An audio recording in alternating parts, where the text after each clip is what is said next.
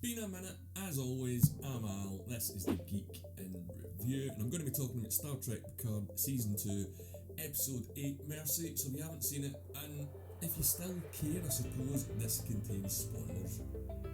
Now, I managed to catch COVID, and it kind of ruined my voice for a few weeks, so that's why I've not posted recently, but I'm all back to normal now. So Picard, man, this has been a hell of a ride. I'm going to do a season overview because obviously I've missed quite a few episodes here, but I thought as we're going into the last run and I'm still watching it, I'm still going to talk about it, man. But all I'm going to say is we're in the final three and it's got a lot to tie up and only a few episodes to do it. And this one, let's be honest, it's the kind of definition of disappointment. So Picard gets arrested by maybe a time agent because it's the same actor from Voyager that played Lieutenant Duquesne, and the agent's called Wells, and that was the name of the ship in H.G. Wells and time travel, and I suppose the writers of that show have at least checked out Wikipedia at some point regarding sci-fi and Star Trek. So Picard and Guinan are getting interviewed by Agent Wells, and he asks straight up away if they're aliens. And while Picard isn't an alien, he's certainly not human. You know, remember a couple of episodes ago when he was injured and they didn't want to take him to the hospital? And as I'm watching this, I'm thinking, this guy isn't a time agent, and he's just a version of Fox Mulder that never got over the fact why people hated him in high school, and now he's pretty much taking it out on everyone else. And also, if this guy's found aliens, he's really not that fussed about it. He manages to place them at the gala for the Ocean's 11 episode. Guinan calls him out because that's what bartenders do, and then after that he just fucks off and leaves them to it. And then everything that he wants to know, they start talking about as soon as he's left the room. So if he had some sort of listening device in there, he's going to know about Rene Picard, the future, all that stuff. And yeah, the writing of this show, it's just like they've given up, and it's so weak it's unbelievable. But Wells has linked Rios to Picard as he remembers about hearing about some guy that went to a clinic, because obviously he's the only person in LA who'd done that on that particular day because of, writing and police work. And he's got Rios's comm badge, and the more he goes on about this FBI agent just seems really weird. I mean, the phrase subverting expectations is going to be used, and this is not subverting expectations, this is missing the opportunity to deliver. And Q finally shows up again to Guinan, and he points out this is before they fell out, so we're not going to see the big fight, at least not in this episode. And Guinan realises that Q is dying and explains that he's known it for a while, but we don't really get a cause on this, or if it's affecting just him, or it's maybe some form of evolution for the Q, or this thing's going on throughout the entire continuum. So a lot of questions to be answered again.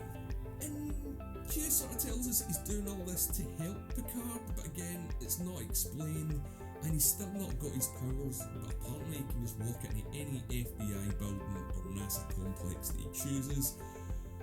And at this point in the episode, I'm still thinking, I can't believe this guy isn't a time agent, it's blowing my mind. Again, they've taken the chance to build on an established character and instead give us creepy Fox Mulder. Oh, and we find out that the reason that he's so obsessed with aliens is he met Vulcans as a kid. So that happened, that's all the stuff from Vulcans and the trailer and whatever. And if they were really going to go down this road, it would have made a lot more sense with Picard to be captured or interrogated with Talon or the Watcher, because she's got pointy ears and that's interesting. And again, missed opportunities, I'm just going to keep saying it. And what's weird is he doesn't really describe the aliens, but Picard manages to work out what they are or who they are because they get a mind meld. And another thing that messes with the Star Trek continuity is around the time of Enterprise, mind melds were considered frowned upon in Vulcan society, and it seemed to be that had been the case for quite some time. But yeah, there's other plot points going on or whatever, who cares anymore.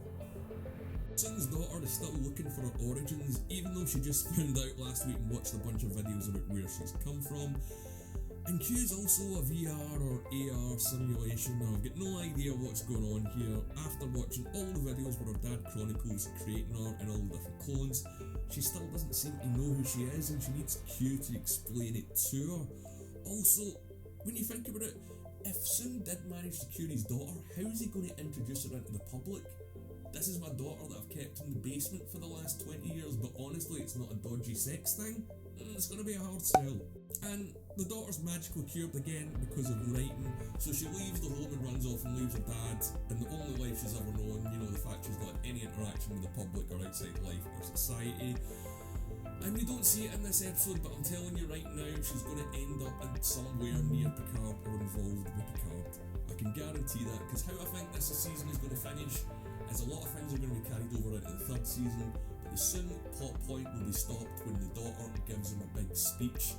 Because when you think about it, she's the daughter to his father and Picard is the son to his father, so this is season, I wouldn't say it's all about daddy issues because they jump from plot points every 5 minutes, but at least it's one idea that they started on and kind of picked up and put down whenever they wanted.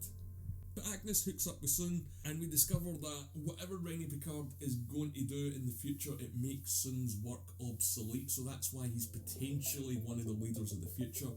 But one of the things that doesn't really make sense about this is we've already heard an audio quote from Soong, or at least Soong in the future, in the Hollow statue in episode 2, and he's talking about, humanity and humanity first, but there's no right-wingness or any sort of phobias to this guy that we've seen so far, so are they just going to throw that in at the last minute?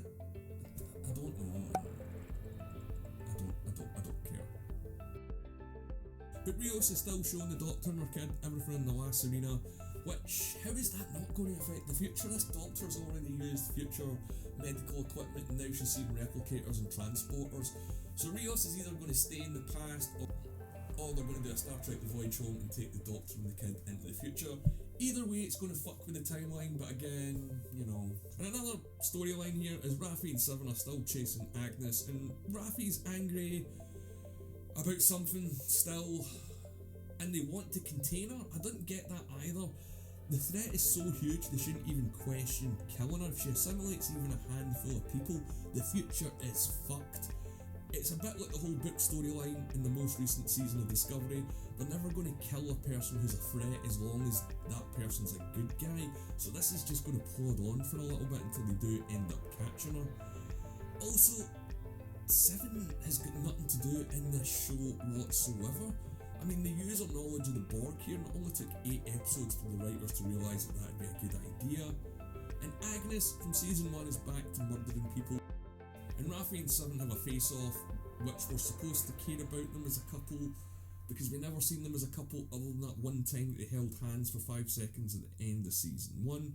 And my problem with Raffi and Seven is I can't tell if this is bad acting or the writing's so bad that they can't do anything with it.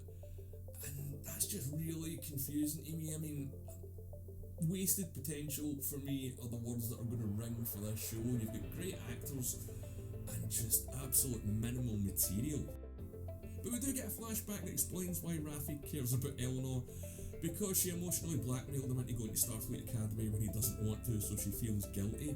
And man, Raffi's not only just a terrible Starfleet officer, but a terrible mother and a terrible person. She just emotionally blackmails people to get what she wants, and then she's got the right to feel angry about it. That doesn't sit right for me. Although there was a lot going on in this episode, Soong and Agnes hook up and then she assimilates some soldiers who just stand there and let her do it, and this is all leading up to a big face-off in the last arena in the next episode. But although a lot went on, nothing much happened. The FBI arrest went nowhere because the agent got fired, and I'm willing to bet good money we're never going to see him again. Agnes and Soong are creating their own army, so how does that again not affect the timeline? Because these guys never would have been originally assimilated before they time travelled back. And Soong's daughter is now free to do what? I don't know. Some of the things are beginning to fit together with the whole importance of Rene Picard being explained, but Rene Picard isn't in this episode, so who cares? But yeah, this is a slog and I'm going to keep going. And although people are saying, well, season 3 might be better, let's be honest, if they're doing this in seasons 1 and 2, I can't see how they're going to improve it in season 3. But as always, this is just my point of view. Let me know what you think in the comments below, not only about this episode, but about Picard season 2. Are you actually enjoying it, or are you just holding your breath till it finishes like myself? If you've made it this far, please leave a like on the video and subscribe to the channel, and as always, thanks for watching.